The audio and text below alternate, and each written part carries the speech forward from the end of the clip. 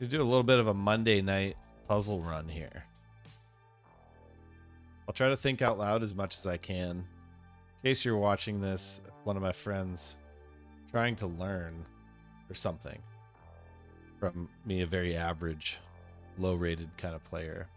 Anyway, so throwing the check, as many checks as you can at the king in these early puzzles is probably the right move. This one's a little interesting. The only check that you have with the queen is on these white squares. Right, so this one not being very good, but this one being pretty good. It kind of forces the king to flush out this way. You can swoop in for the checkmate for the next move. Okay, we got to be a little careful as the puzzles go further, because sometimes I think I see the answer and I don't. It's embarrassing. So you do have a check right here, which will flush the king into one of two spots, here or here. For that second one, you can stare him down right here, and then he's really locked in. If he does go here, we have other options, I suppose. We could go get the rook, right, for free. So we'll try that. He's going to block, so I'll just take the rook.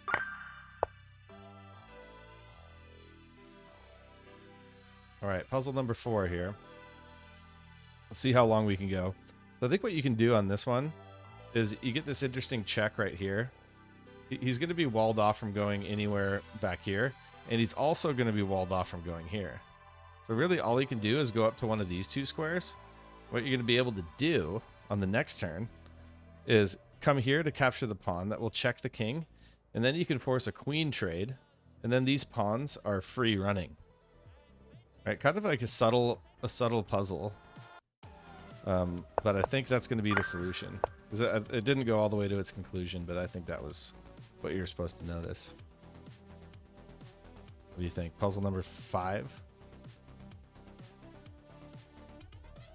So anytime you see the opposing king and rook on the same diagonal, you look for a way to exploit that, right? There's not really much you can do. Rook is worth more than a bishop, so if you have to trade him, if he comes down, for example, and you trade a bishop for a rook, that's a good trade in this endgame, except for the fact that he does have a bishop left on the board after all that. Right? And you might think, oh no, I'm going to lose, but you are going to promote on this next turn. If we promote now, we're going to get captured. So I think pinning this rook right now is the right move. You can take, and then we would get promoting on the next turn. Kind of a nice one. All right. Always assess the checks first. Checks with the queen, you know, are often a good place to start. You have a check here. You have a check here. The tighter you can get in squeeze, like the more squares around him that you block off. By checking here, you kind of leave these two squares open to move to, but by checking here, you pinch these two away. He can't go here. He can't go here. And he can't go here because of this rook. So really there's nothing he can do. And he's just locked in to his certain death. Okay. So on these puzzles, what you notice is these queens are in a stare down, and you're like, if he, you know, if he takes me, I can't really take him back, right? I have no piece that can recapture. If I take him, he can recapture with the king. Unless, of course, I deflect the king away, right? So if I come here and he takes me, then I'll be able to win the queen.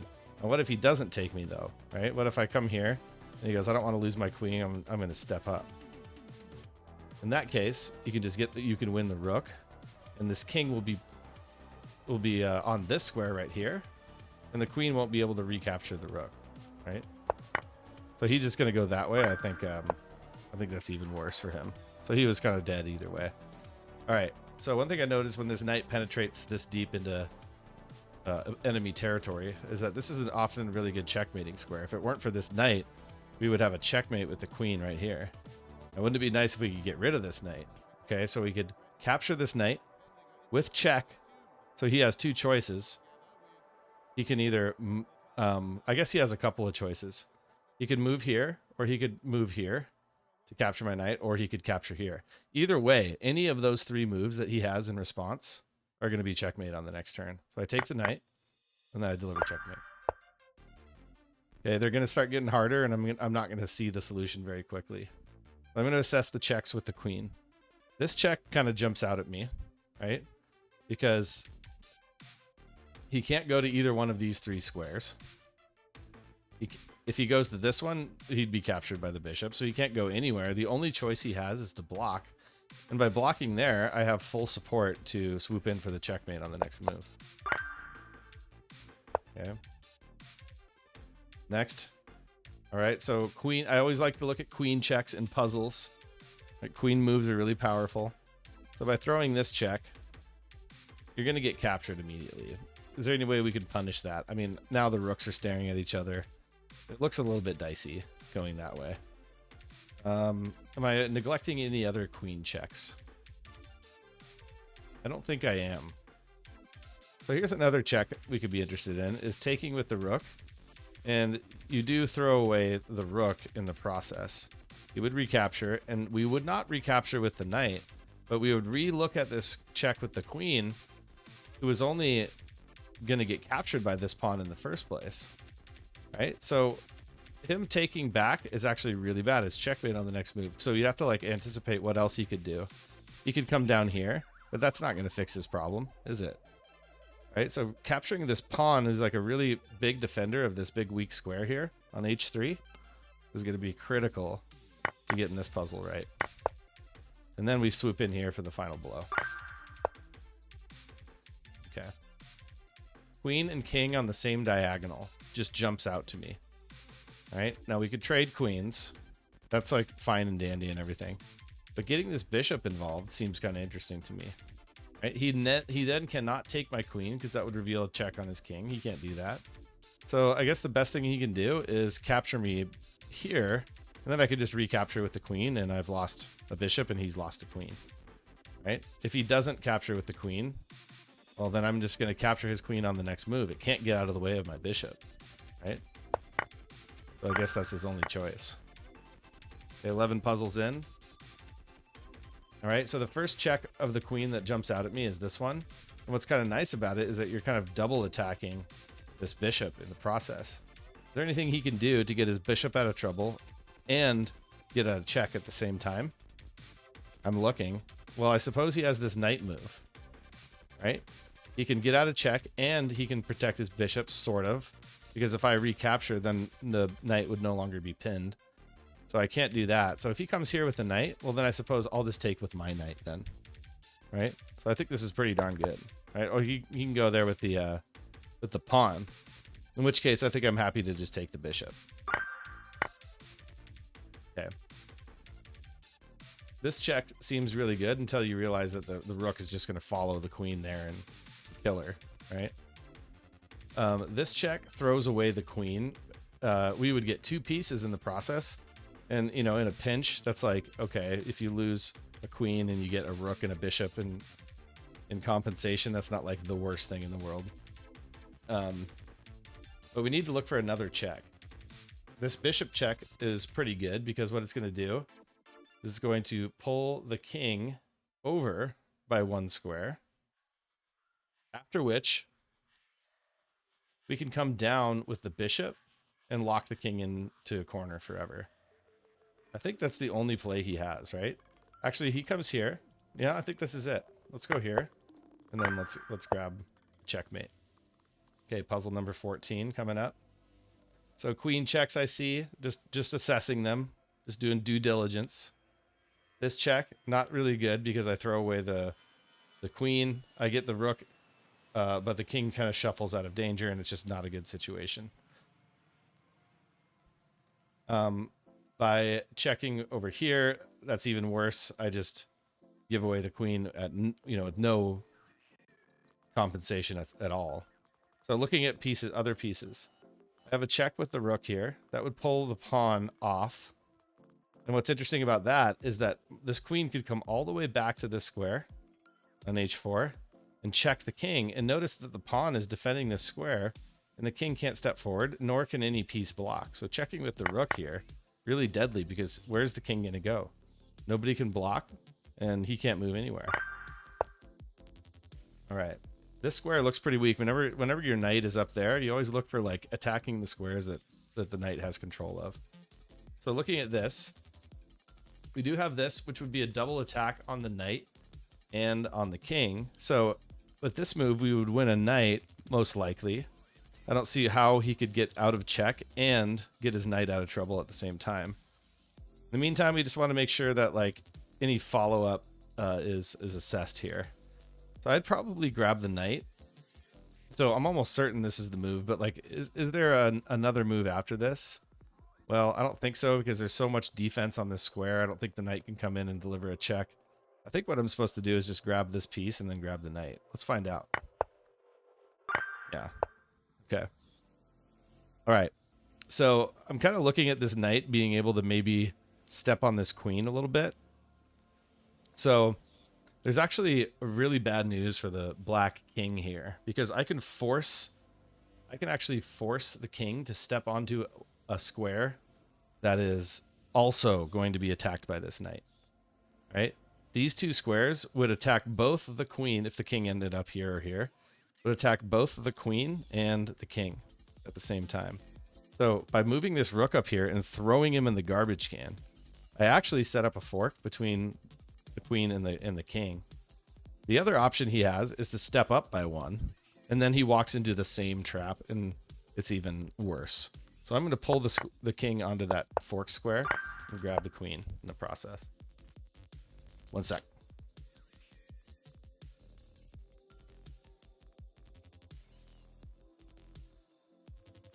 Okay, I'm back. Okay, let's first take a look at the rook check. The only check I see with the rook pulls him back here. Don't really see anything I can do after that. Okay, so interesting thing about this bishop move, it just kind of jumped out to me. I do have another check. We should assess it real quick because due diligence doesn't do anything. We just lose a piece. So exchanges are another thing you could look at. By exchanging this knight, he could take back with the pawn, but then I'm staring at his rook. Right? So he wouldn't just let that happen, right? He would probably take my rook, but in which case I would just recapture with the bishop, which gets my rook back. I already took the knight, and it gets my bishop out of trouble. So this capture looks really, really good, right? All right, look at these guys kind of standing on that square here, huh? This kind of seems like a forkable situation. Do you see it? Right, when this knight comes in, he's forking both of these pieces. Right, so I shouldn't go in right now because the king will just take him, right? But if I go up here, if he wants his rook back, he'll have to take with the king. And then I could come up and I'm forking the king and the rook, right? What else could he do? Well, he could just be content with losing the rook and then just do something else. Like throw a check at me, I don't know. But pulling this king onto this fork square is like really awesome when you can. Okay. Let's assess all the checks. So I do see a queen check here. That would pull the rook up. The king can't recapture because the rook's supporting, right? So certainly what would happen here is he would not scoot over because it's checkmate on the next move. What he would do is capture with the rook. Now this rook is off of the back rank, and I could come up here with this check, and he has one move, and that's to move the rook back, and look what happens. The other rook is there to clean up the work, right? So I throw away the queen temporarily, bring this rook back, and now there's too much pressure on f1. Doesn't really matter which rook you take with, but I like getting vertical stuff. It kind of looks nice to me. Okay. Let's take a look at queen checks. Well, this check, that blocks off this square, and that would force the king into one of three squares. It's a lot to calculate when, you know, when the king has that many options. A lot to calculate. I'm not sure I could punish, like, for example, this move. I'm not sure how I would punish that right now. I could come up here, and then he just kind of scoots out this way. And then what am I going to do? Like, try to check him here and lose my knight? So this check kind of looks like hard to calculate. So other queen checks throw the queen away. This queen check has the same problem as the other queen check. So looking at knight check, which is kind of interesting. Look at this. This queen is sitting undefended. So by throwing a check here, yes, I'm throwing away my knight. Either that or the king will move, right? One of those things will happen. And I can actually grab the queen on the next move. So that looks like irresistible to me, right? Well, if he took with the queen, I forgot to mention I could take with the pawn. Okay. Queen and king are aligned. Very often in a game, I would do this because he really has no choice but to take the rook, and I take back. But sometimes that's almost like too obvious or something, right? So that could be the solution. In a real game, I would be happy to go here and trade these off and go to win the game. But is there anything more dangerous? Sometimes these puzzles are a little tricky. Like, for example, I could throw a check with the queen here or here, and I could get the same issue, but only this time I'm making a bad exchange before I make this good one. So why wouldn't I just make the good one first, right? There could be a different solution I'm not seeing right here. I do have a rook check, right? And that would put the queen... That would put... If the king goes here, he's actually mated on the next turn. Okay? So if he goes here, he's checkmated on the next turn. So if he goes up here, I actually come in and get the rook. And then I'm just up a rook. Where else could he go? He could go over here. In which case, I come up and grab the rook, and then he recaptures with the queen. So that actually might be his best move. Like, if I come up here with the rook, he's probably coming here. And then punishing that might be a little bit trickier than meets the eye. I could come here, and then he could block, and I don't really have a whole lot of action after that. I'd be forced to trade the queens, and then... so, like, my first instinct is just to go here. And if that's not right, I'm willing to learn a little something on this one. I think this is correct. We tried to find something more dangerous, but I think that was just the best way. There were too many ways out for the opponent on that one. All right. So this square is interesting, but you lose on that exchange. This, you lose again. Right? And there's no hope. You know, you'd think maybe I can get this rook out of the way so I can make a check on the diagonal, but this pawn's supporting. So like this square may be worth taking a look at. Like you could get a rook and a rook. By taking here, that's kind of interesting actually. By taking with the bishop, you're threatening a checkmate in one. But it is a little bit slow because white has some action here. White has this, and that's actually checkmate. So I can't do anything too slow because white has checkmate on the next move. So I certainly can't just make a slow move like bishop takes pawn. Although it sets up mate in one in the next move, it's not fast enough. Right? Plus he could come up here at that point and support this piece, and then it gets a little bit muddy what happens. I think it's still a checkmate, but he of course would just play checkmate here. So we need to look at all these forcing moves first one more time. Okay, first we need to look at this. That brings the pawn. And you know what that's going to do is actually going to open up this second rank here. If I come back with the queen, he has no choice but to block with the rook because he can't step back. The bishop's watching that square. Right, so checking here would open this up. And he has to block with the rook, and now I can come in for the checkmate on this square. So I'm going to throw the check here. And it was important for me to recognize that white had checkmate, so I couldn't play a slow move like bishop takes pawn. Okay, 22 puzzles in. I think we'll cut it pretty soon, maybe 25, and then we'll call it good. All right, so first assess the checks. I don't see a whole lot of checks besides this one. What that's going to do is it's going to keep the king off of every square but this one and this one. So he could go anywhere from here. He could essentially go here, here, here, or here. And that's a lot to calculate after that, right?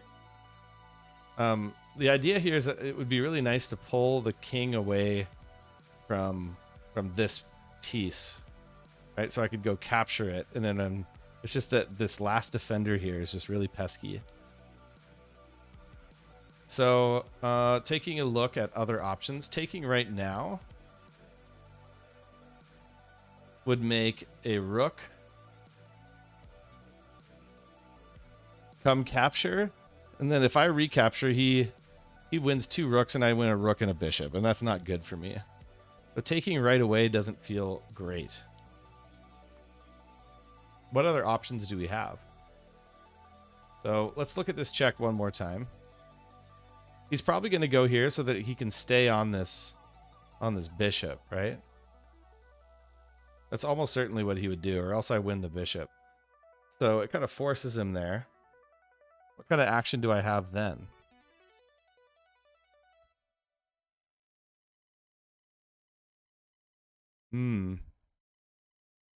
So he would come here. In the other square, I take the bishop. So it's got to be here. So if he's here, what do I do? Right now, I'm not seeing it. It's not obvious what to do because it's the same problem with this square having too many defenders.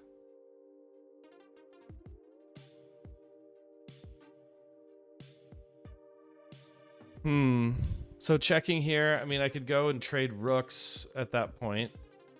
I don't really think that's like, this pawn situation is unclear as far as like, it's not like trading everything off would be a really good idea. You know, I'm not gonna lie, this one is eluding me right now.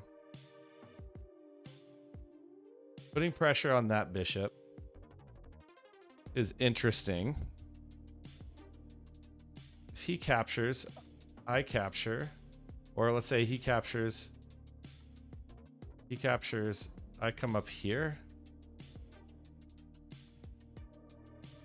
And then I start doing stuff like this. Putting pressure on that bishop looks like a decent move. I think I can get like some pretty good play out of that move.